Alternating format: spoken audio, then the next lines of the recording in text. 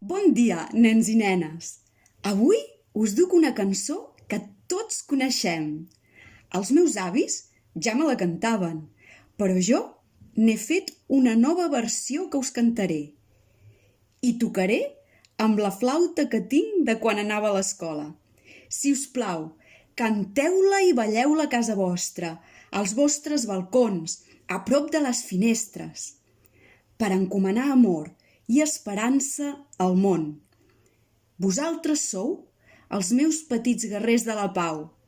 Endavant, ànims! Flor d'abril.